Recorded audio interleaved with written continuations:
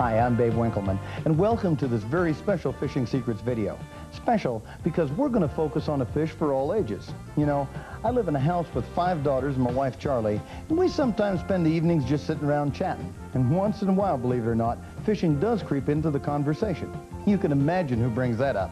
Well, anyway, the subject of what's fishing really supposed to be came up the other day, and I had to think about it for quite a while. The girls also asked me, what if somebody told you you could only have one type of fish to go catch from now on, and it had to satisfy all the fishermen? Which one would you choose? Well, believe me, I'm thankful that this question will never be asked, but I knew right away what my pick would be. It was as simple as black and white. Black crappies and white crappies. And the answer to that question got me thinking about the earlier one. What really is fishing supposed to be? That, to my way of thinking, is the true magic of crappie fishing, because it can be everything to everybody.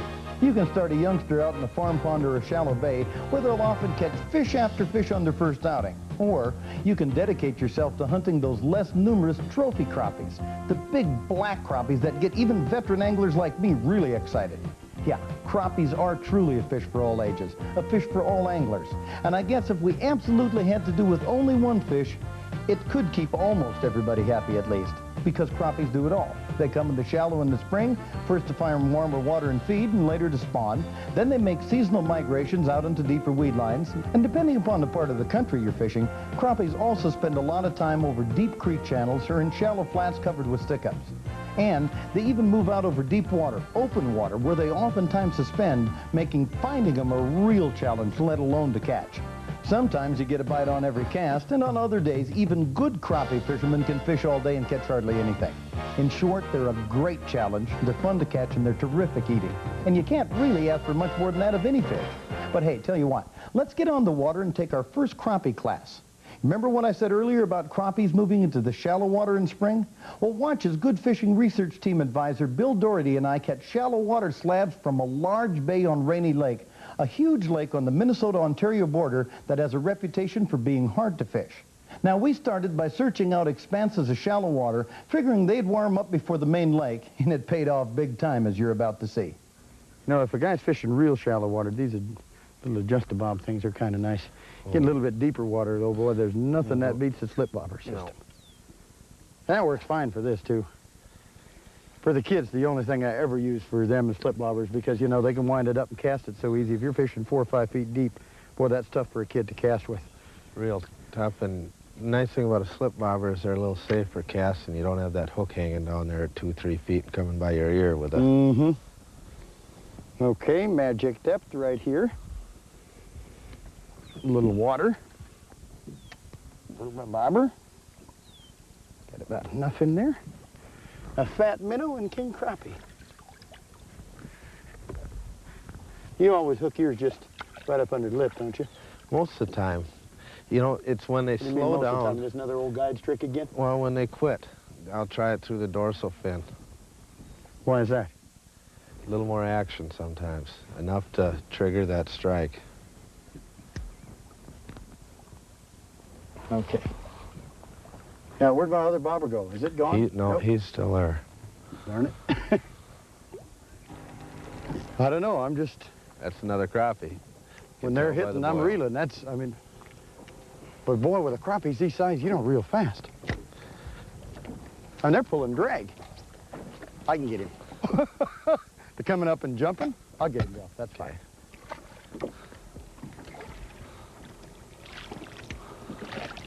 Maybe I won't. See what I said? Yeah. Dummy? You know, I'm set. There's a lot more where them come from.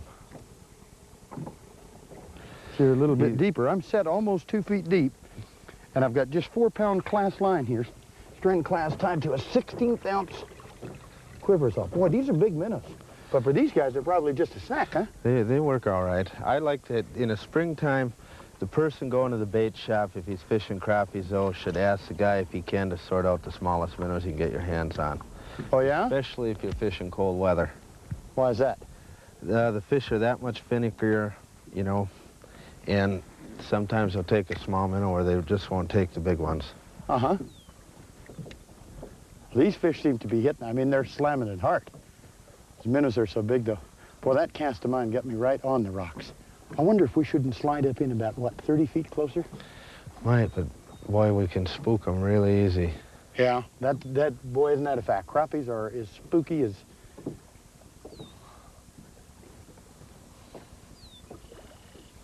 Those guys, they just asked, you know, we're going to tell us, they show us how not to catch fish. Well, the one reason that they aren't catching fish is how they approach with that motor. Sure, absolutely. They use an outboard like that and come driving in on them.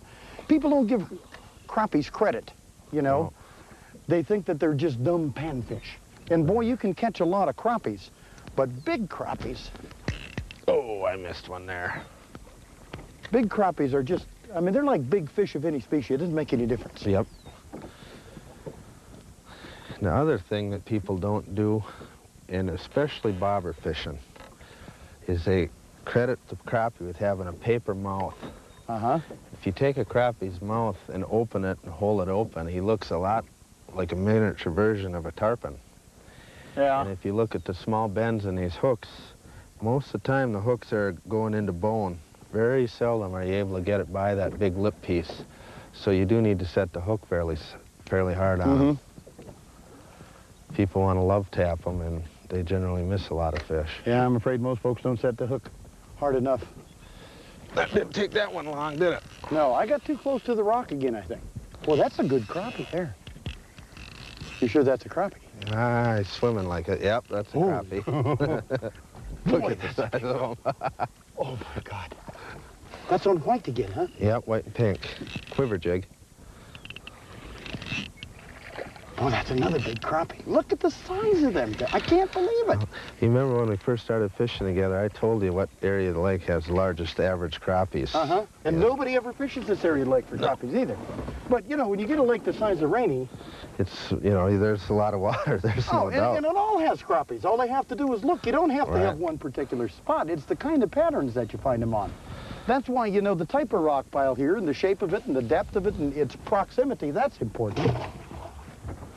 In another month, they'll switch to the type of rock they'll be on.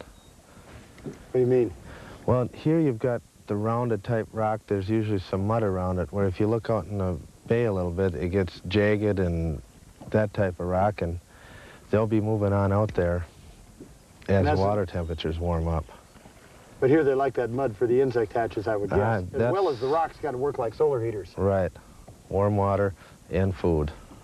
There's a nice fish. Holy cow. He's pulling drag. I got it set pretty good, too. You know, I was watching your bobber. He tightened the line up. I couldn't figure out. I thought I felt movement down there. How is he? I couldn't figure out with a bobber. It's a nice one. Nice crappie. Every one of them been a pound. I mean, every one of them. There ain't nothing wrong with that. Well, here, I'll just drop it. Well, thank you, sir. You're a gentleman and a scholar, as well as one hell of a crappie guide. You know, Billy, would you do me a favor? I poured a cup of coffee before, and I stuck it right around that windshield. And I completely forgot it. I got, just like the shirt says, I got me a case of crappie fever, man. It's amazing how big guys like you and I can get worked up over little fish like, but I'm telling you. Doesn't take much. Then you turn your back and the crop, you don't see a bobber, and I have a saying for that: when in doubt, set the hook. That's a fact. That's why before, when I was watching your bobber, and I thought I felt something, I set the hook anyway, even though your bobber hadn't gone down. Mine was. I ain't doing nothing out there. They're swimming around this cotton-picking rock, and we may have spooked them. I'm going to go over to the other side of this puppy once. Does that reef extend out at all over here? Yep. Because sometimes they'll go, well, you know, I might be a little too deep, too. About 2 feet? Try shortening it up a little bit. Here we're fishing rock. Crappie like any type of structure. Or cover, too. Or cover. It can be a log, a tree. Some people will be fishing a dishpan lake and they, well, I'm out there in the spring, there is no structure. Is there a weed line? If there's a weed line, that's a piece of structure you'll find them by. Uh-huh. You know, as crappies, when they get on a certain kind of cover like this, too, they move. Oh, you know, that school will get in here and circle and roam it, so they don't just sit in one little area of it. Sometimes with certain kinds of cover, I've seen them do that. Brush. Yeah, brush or a certain type of cut in the weed line.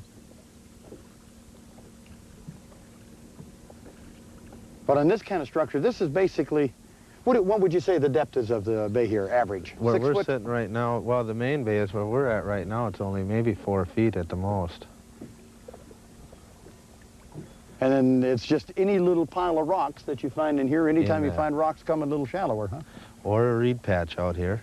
Boy, if this is a crappie, Bill, I'm telling you, it is in this. I mean, it's swirling out there like a big bass. They've jumped out of the water, they've done everything. Big crappies.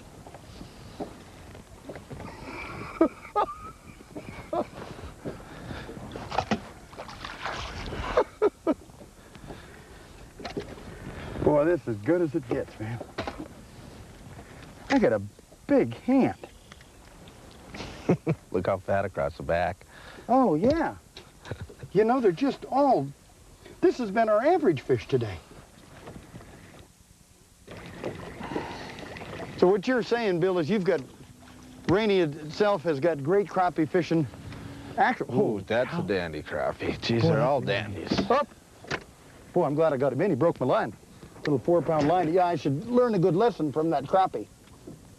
When you're around this many rocks and stuff, every so many fish you should retie. You gotta retie them. And he just forced me. But how come you think Rainy Lake is so good for crappies? I mean, this isn't good crappie fishing here. It's incredible crappie fishing. There's a difference. The size of the lake, the structure it's got plenty of habitat and plenty of feed. How many acres is Rainy? So there's more, I don't know, do they measure acreage. it in acres or do they measure it in square miles? It's got more shoreline than Lake Superior. What? It has more shoreline than Lake Superior. Rainy Lake does? Rainy Lake does. And crappies around most of the shoreline, I imagine. Yeah, it's divided into 7 different arms, and they all have crappies in the different areas. And there's a lot of areas that have crappies people don't even know about. Yeah. Well, if you were they don't going to get give in advice to a fella and say, okay, here's the time of the year to come, what you're saying is any time of the year that it'd fit into his schedule, he can figure out how to catch lots of crappies up here. That's right. It's a heck of a place. Bill, how soon after ice out are the crappies in here? This year it took me two days. The first day down here I didn't have any good fishing. The second day I used a temperature gauge, find the warmest water, and we started to get on fish, and we've been on them ever since, except in extreme cold fronts. Now you mean temperature gauge, you're talking surface temperature. Surface temperature. Basically the water's 3 to 4 feet deep anyway, so it's going to be fairly accurate. Uh-huh. There's no given temperature, just the warmest, and I've been finding that in the mouths of the creeks. Not so much the rivers either. The creeks where you got beaver flowages, that type of thing coming in. And they locate right there. Oh, I missed a nice right on that crappie side there. of the rock now.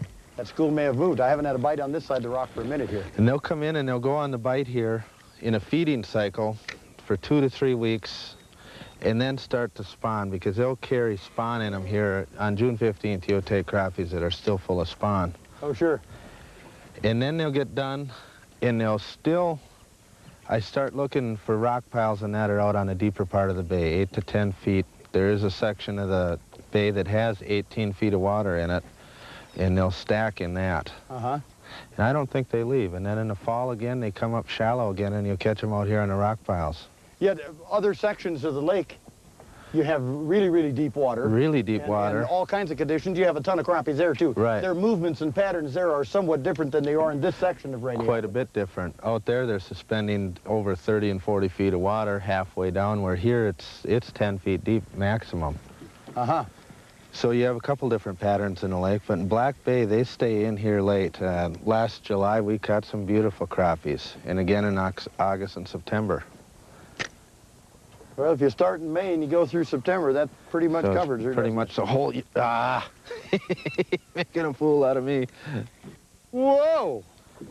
With Now no that's a good eggs. one. Hey, I was way out past that rock. Way out past it. Now, yeah, I got to try and skip him over the rock. Now he's around that son of a gun. There, yeah, there he there he comes. slid I it. got him past the rock. It's straight back behind there, Bill, is where he was. Don't worry about netting him if the sucker gets off, unless he's... Unless he's a 2-pounder. Boy, he's a big crappie. Hey, this is a black one. He just moved in. Look at how black this guy is. Now, this is what the term black crappie come from. I mean, look at him. Even the gill plates are just black on the bottom. I know, Bill, it's important to have enough lake and enough cover and everything else, but I know that there's nothing like the right amount of forage that can produce a lot of big crappies. You've got to have an extremely diverse base here, huh? Here in the springtime, it starts out, you have if you lift your anchor here, you see it's kind of a peaty type bottom. You get a lot of insect hatch out of it, which in turn will bring in your small forage fish, your darters, your small perch minnows, all that. And later on, the dace minnows come into play, especially out anywhere where there's a creek. The beaver ponds are just loaded with that type of minnow, rainbow chub, dace. And they eat a ton of fish. The strange thing, you know, you've got a lot of walleye in this bay, and they don't seem, this has always had a lot of crappies in it, and they don't seem to affect the walleye populations. You don't think they're eating walleye fry then, so they're doing different things than the walleye fry do? Yep. Where do crappies come from? Have you always had crappies here? We've always had them. My grandfather and my father both guided up here, you know, years ago, and I used to always hear the stories of the crappies that, you know, years ago they talked about 3-pound crappies, especially up below the waterfall at Spawn Inlet where you've been. Yeah. Before, and we've still got the big crappies, and they're now starting to get a little bit more exposure because of more people fishing. And they're fun fish. Well, I've come up here and fished crappies with you in the fall, and it's rare that I'll come back to the same spot and film more than one thing. But the fishing here for them is so phenomenal. I mean, it's hard to not. Where'd you get him from? Right straight out from me there. Okay. Oh, we found a new crappie spot. Holy cow, there's rocks all over underneath right here. Here, I gotta trim. This is a nice fish here. I guess that's a nice fish. Look at that. Oh, that was a big crappie jump completely out of the water. That was a huge crappie. You know, I'll bet you they'll hit jig spinners. Yeah, I think I know another bait that they might hit. What, those little baby shadlings? Yep. I think so, just kind of working it across the top of the water. I've brought some along. Little number 5 babies, we can try that too. Because that's a couple of them that hit bobbers. That one came completely out of the water. I mean, completely out. Something that the normal... He was ways down in the bay too. A person who's not familiar with fishing a body of water, when you're fishing crappies in shallow water, it's important to always be watching the surface, because a lot of time that's the key to your location. You can look a long time and not find fish. What do you say? You see them working the surface. You see them working. Yeah, but they're not always on a feed, though. No, but it'll give you an idea of location. The first fish we got on this spring here, that's how we happened to hit him. We were sitting fishing and we weren't hitting anything, and we looked into the bay and we said, geez, what's that on the surface? And you could see literally 100 tails sitting and flopping out of the water. We set our bobbers at 4 inches. We did manage to get one, and within a half hour, they were on the bite alongside the rock, and like we're fishing them now. Huh. Oh, boy, that didn't take long. I mean, I threw it there. Whoa! This is like smallmouth fishing, the amount of fight you get. Look at this thing. I don't know if this maybe isn't a crappie, though. If this is a crappie, boy, I've got king crappie. I haven't even seen the fish yet. He's going sideways like a crappie does. It's a crappie. Ooh. See his rudder. No, this is a... Look at the size of the mouth on him. Look at him. Oh, my God. Yeah, I don't want to scoop him. Ooh, this one darling. Close to 2 pounds. I'll eat him raw. Man, just as black as black. Now, this is crappie fishing, young man. You betcha. Holy cow. You look at the size of that thing in comparison to my hand. It's twice. I mean, I can cover my whole hand and half of my arm. Boy, just watching that brought memories back to me of a great day with a really good friend. We caught a mess of big crappies on that quiver jig and bobber setup, and it's a presentation you should experiment with in your own crappie fishing. Catching crappies, like I said earlier, is truly a sport for all ages. And when it comes to having a good time on the water with a friend, well, in my opinion, nobody's closer than somebody in your own family. Now, a while back, I took my little daughter, Danielle, to another lake for shallow water crappies. And what I had in mind was introducing her to some fast action, but what we found was big fish, and I mean really big crappies. And Danielle may have got hooked for life. But that problem is I can flow. Oh, I know you can, but let me try one cast for you to a magic spot here, okay?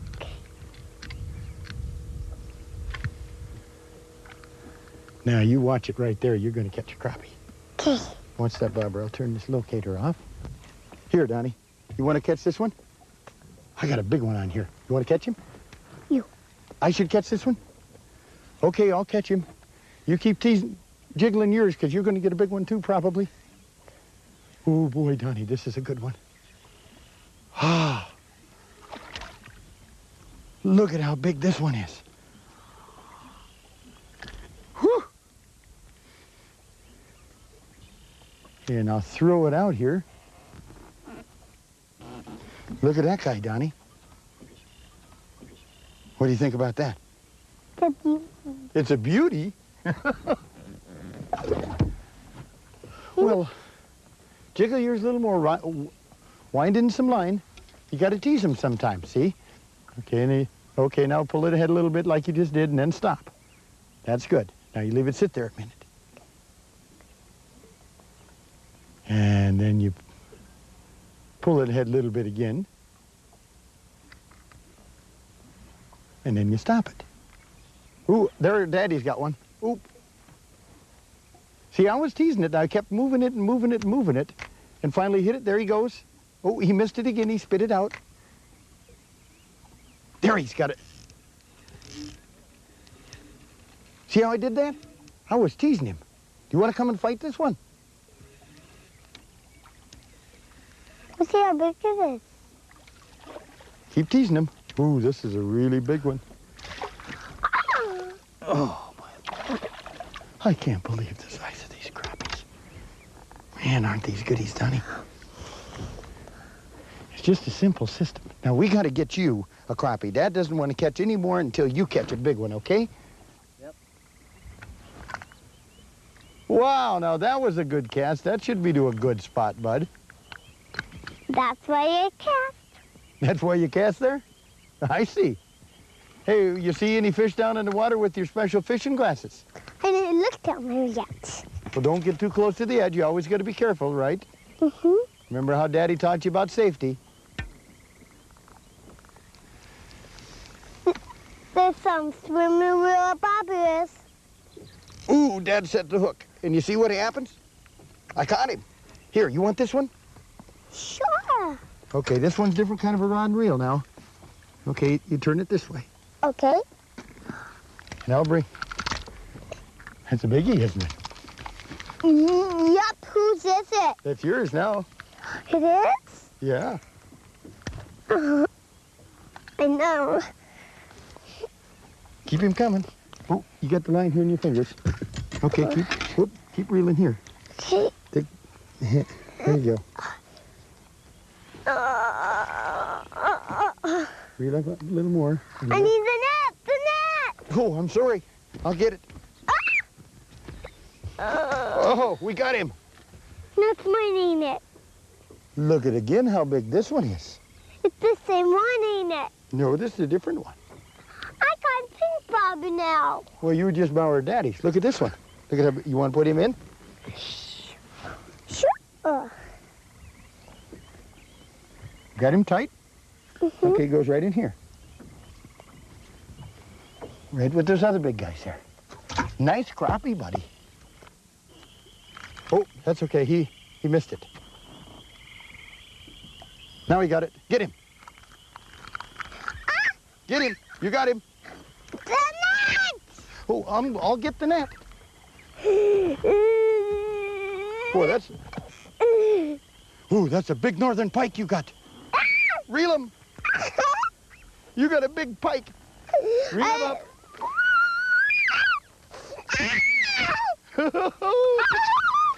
Woo! Reel him some more. Whoa! Look at that one. I got a northern pike. Yeah. Mom, I got a northern pike. Look at him.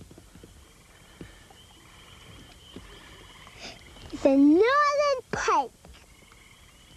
See? How about that? That's your first northern pike, isn't it? Yeah, that's my biggest fish. It is. Do you like him? And I mean to tell you, little Donnie really got excited catching those big crappies. But no matter how fast the action is, I'm always sensitive to how much time I leave her out on the water, and I'm always careful for her safety at all times. I'm a firm believer, as you may have guessed, at getting people involved at fishing. But I also know it's easy to get carried away with your own enthusiasm and forget about the fact that you might be fishing with a youngster. You know, when I see Donnie's face while she lands those fish, I get the same darn feelings I had on that day. It's really special. You know, kids are also special, and they're really easy to take fishing, particularly if they get in on some good action. But remember, safety comes first, fun comes second. By the way, for you serious anglers, you might have noticed that we were finding those fish in a dark water bay off the main lake. Now, these were aggressive schools of fish, and they again fell for the deadly quiver jig and minnow combination suspended under a bobber. Now, on this next segment, we're going to take a trip across the seasons and go for late fall big slab crappies. Now, we got a whole new ball game here, because instead of the bulk of the fish being shallow, most of them are deep, sometimes real deep. And the secret to catching them is, quite simply, finding them first. At this time of the year, one key pattern quite often overlooked by most crappie fishermen is steep breaking, rocky, or hard bottom edges on drop-offs. Now, what I like to do is cruise likely areas with my paper graph on, looking for concentrations of crappies. And when you find them, it becomes a game of staying on top of them, because they not only school tightly, but they also move. But if you learn the secret to this, it can all add up to some incredible action. Let's watch. Well, I tell you what, I've got on here one of America's favorite fish. And if it's like the other ones I've been catching, and it is, it's a large model. I mean a large model. This is what you call a big crappie. Oh, hold still. A big crappie. A giant crappie is a better word, I guess. And I'm going to show you a pattern today that works on lakes. First, you got to have big crappies like this in the lake. But if you do, or even small crappies, the pattern works in late fall. And in some cases, if you get the right situation, works awful well. Now, what I'm doing is this. In a nutshell, it's late fall. I'm in northern Minnesota, back by my home, on one of the typical little natural lakes here. It's got a lot of panfish, like a lot of lakes. Well, the big crappies in fall after turnover into October, they'll move up on very steep rock breaks. Sometimes they're inside corners, sometimes they're little points. It might be just a section of shoreline with one little area of rock in it that's deep. Right here, it's 30 to 35 feet of water where I'm fishing, and they're just holding right off of the edge. You can see it on the graph. I'm using an 1/8 ounce white, or pink-white quiver jig here. It's a pretty bright day, and it's quite clear water here. That's the reason for the white, and I like the pink on it for a little bit of contrast. And just simply hooking a minnow, you know, right up. I'll show you. Whoop. Boy, this is another beauty. These are big crappies. Oh. Ooh, these are giant crappies. Ah, look at how golden that thing is. You know, usually you never even have to worry about netting crappies. But boy, when you're catching fish like this, I don't want to take any chances. The crappies aren't like other fish. I mean, I'm into catch and release as much as anybody. As a matter of fact, I was one of the forerunners in the industry that taught people about it over the years. But crappies are different. You know, there's usually so many of them in a lake that it's no problem to take home a lead. Now, I'm not saying if you got a freezer full of fish, you got to keep them, obviously, throw them back. But usually, in almost all cases, crappies and bluegill, there's so many of them around that it's a healthy thing to do to take out some of the population, because if there's too many of them, they wind up getting stunted. This is the kind of an afternoon, you know. Oh, there we are. Ooh, this is a good one. This is a good fish. Man, these things fight. Of course, they're big crappies. You know, I guess a guy can expect that. Ooh. This isn't a, get out of there. This isn't a big crappie. This is a humongous crappie. Look at that. That's a giant. You know, most people think about going fishing, pan fishing crappies in the summer months when it's so warm out. But I don't know about you. Boy, I got you good. There we go. But tell you what, I'd blaze a snowstorm or about any other kind of bad weather to catch crappies this size. Try that fall pattern. It's productive. What a great way to spend a day, being outdoors and catching big fish. And I don't know about you, but being on the water really builds up an appetite for me. So tell you what, let's go see what my wife Charlie has cooked up for us from her Strictly Fish cookbook. And I tell you another thing, you'll learn how crappies earned another part of their reputation. Hi, I'm Charlie Winkelman, and thanks for joining me for today's delicious recipe I've chosen from the pages of my Strictly Fish cookbook. Today's recipe is called Crunchy Crappies. It's one of my family's favorites, and I know it'll become one of yours too, if you give it a try. Now, beginning with ingredients, here's what you'll need. 2 pounds of crappie fillets, 1 egg, 2 cups of finely crushed buttered flavored crackers, 1 1/2 teaspoon onion powder, 2 teaspoons garlic salt, 1/2 cup of beer, and some cooking oil. Start by mixing the garlic salt and onion powder together. Then sprinkle a 1/2 teaspoon of it over the fillets. Then add the rest of the seasonings into the cracker crumbs. Now beat the egg and beer together, dip the fillets into it, and shake into the cracker crumbs until well coated. Now in about 1/4 inch cooking oil, fry for about 4 minutes. That's 2 minutes on each side, or until golden brown. And there you have it, crunchy crappies. Simple, delicious, and I'm sure it'll become one of your favorites too. Now, as I mentioned earlier, crappies present a tough challenge when they're suspended out over deep open water. And believe me, that's true. Crappies can be in lots of places, from mid-lake sunken islands to weedy flats to deep weed lines to the edges of points. But when their food, minnows and insects, are out over deep water, not related to any structure at all, the crappies will be out there too. And as you're going to see in this next segment, catching open water crappies really can be a game of hide and seek. Not only finding them can be tricky, but quite often it requires an exacting presentation as well, as you're about to see. There's a few key factors with working suspended fish with a jig like this that are important. Number 1 is the high visibility line, and I'm using 4-pound test. You can use 6-pound too, or 2-pound. One's a little heavy as far as I'm concerned for crappies, and one a little light. Secondly, it needs to be high visibility line so you can watch it going out. As I'm just letting line out here, I'm letting that little jig sift right, whoops, sift right down to the bottom. And you just see it twitch. There ain't much. Ooh, that's better. Hold still here, kid. Hold still, will you? I'll get you in a minute. Probably better to use a net on these puppies, but that's a pretty nice crappie, huh? A 3/4 pound. Called eating slabs. But see, if you're watching that line and paying very close attention, it's such an exciting way to catch crappies because it's, to me, fishing a bobber is not near as exciting. Now, I do that somewhat, and we're going to cover a technique with bobber fishing here shortly as well, because I'm telling you, I got the fish found. Also, I've got a little bitty rod here. Whoops. I didn't get over to that school. This rod is a 5-foot, let me show you quickly. It's 5'1", ultralight rod, and it's extremely sensitive for throwing 1/8 ounce and 16th ounce jigs. Sometimes you're going to have to go to 16th and 32nd ounce jigs even to make it filter really softly down through the school. Other times, like now, I'm fishing, it's almost 26 feet here. So I'm using an 1/8 ounce jig. And the fish are pretty aggressive. The more aggressive they are, the heavier I'll use a jig, or the heavier jig I'll use, because the faster you can catch them. You know, I got that thing almost all the way back. There's more crappies here. Boy, look at this. Now, I'm telling you, you can look at that. You see what I'm sitting on? That's what I mean by being on top of the fish. And that's why I'm not having to make little cast. I told him just flipping it right out on top of the fish, or sometimes doing them right over. You can see my marker right across.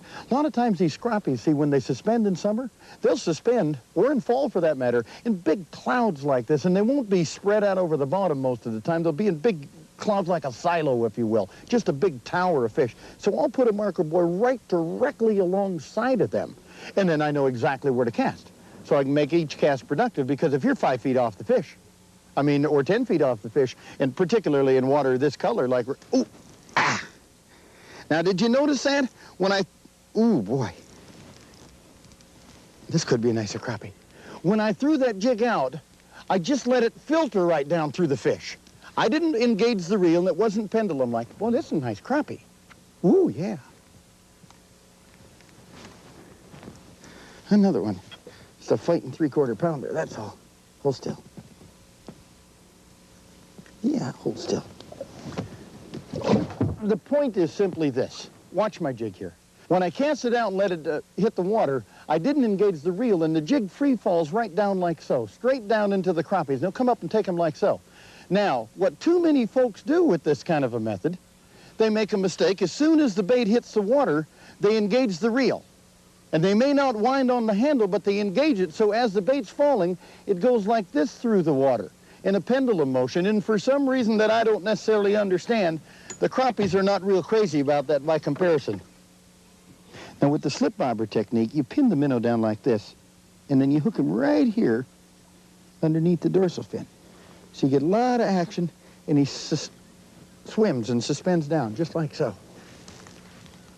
Like anything else, the more little details, whoops, that you pay attention to, the more fish that you're apt to catch. It's that simple. And whether it's, you know, 40-pound muskies I'm going after, 400-pound tuna, or 4-ounce crappies, to me, every little detail and every little trick makes it that much more exciting and that much more fun. That's why I don't like to only do one particular thing for crappies. Oh, there we go, it's going down again. Like every other kind of fishing, paying attention to details is, I mean, it's critically important. Just a little better crappie. Ooh, he's really going for it. I'm gonna have to get a net on this guy. Ooh, that's a nice crappie, but on 2-pound line, you have to net him, I'm telling you. 2-pound line, you haven't got... Oh, come here. That's a fat crappie. You got no opportunity on 2-pound line. Come here. Boy, these guys are hitting this morning. And that's a scrappy crappie, huh? I'm getting a pretty nice mess of craps in there already. Get this thing set down here. And go back and see if we can get another one on slip bobber. You know, there have been a lot of little secrets passed along on this tape, and they all add up to one thing: understanding, finding, and catching crappies. And that adds up to fun. And that, I really believe, is what fishing was meant to be. No matter how young or old you are, no matter how much fishing you've done, I think you've got to agree crappies fit just fine. They're a fish you never outgrow. In fact, they're a fish you can truly grow into. They really are a fish for all ages. So until you see me out on a calm springtime day teaching my kids how to catch crappies, hey, good fishing. Now, in addition to Babe's highly praised Facts of Fishing video library, we're proud to present his new Fishing Secrets line of instructional tapes. This new series has taken the fishing industry by storm, and after you watch one yourself, we think you'll understand why they're America's hottest collection of how-to fishing videos. And if you'd like an up-to-date listing of all of Babe Winkelman Productions videotapes, just ask the dealer where you either bought or rented this tape. They'll be glad to help you. And let's not forget, Babe has authored 6 books so far in his comprehensive guide series. Titles include Walleye Patterns, considered by most serious walleye anglers to be the Bible of modern walleye fishing technique. Then there's Fishing Canada, which is literally the angler's roadmap to this last great fishing frontier. And then there's Largemouth Bass Patterns, the book that explains Babe's complete system for taking one of America's most sought-after game fish. Then there's Jig and Live Bait Fishing Secrets, in which the basic fundamentals and advanced methods for taking trophy sport fish are explained in Babe's easy-to-understand style. And then there's his newly rewritten book on fish locators. This up-to-date version is a must if you're considering buying a depth sounder or just aren't getting enough out of the one you presently own. And finally, there's the Strictly Fish Cookbook, co-authored by Babe's talented wife, Charlie. Now, this isn't just another book of ho-hum recipes, but rather it's a guide covering everything from field care to mouth-watering table fare. And don't forget Babe's Good Fishing audio cassette series either, based on solid information he's gathered in his over 15 years of professional fishing. These 4 tapes will be a valuable addition to any angler's arsenal of fishing knowledge. And to see what you've been missing while fishing, you've got to pick up a pair of his fisherman's favorite polarized sunglasses. Hey, these are absolutely the best there are. They come in your choice of gray or amber with glass lenses, side shields, neck strap, and a protective floating case. Hey, once you try these, you'll wonder how you ever fished without them. And you can be a part of Babe's Good Fishing research team by wearing any of his official line of hats, shirts, jackets, rainwear, vests, and patches. Most of Babe Winkelman's quality products can be found at leading tackle, video, sporting goods, and department stores nationwide. But if unavailable in your area, write to us for a free catalog of Babe's complete video and product merchandise line. Just write to us at Babe, Post Office Box 407, Brainerd, Minnesota 56401. Again, that's Babe, Post Office Box 407, Brainerd, Minnesota 56401.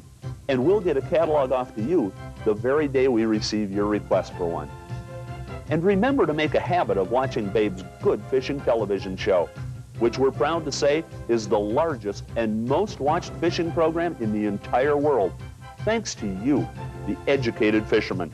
And most importantly, we want you to know that you can continue to count on Babe Winkelman Productions to remain the leader in the fishing information field. Because after all, we're the company that's teaching America to fish.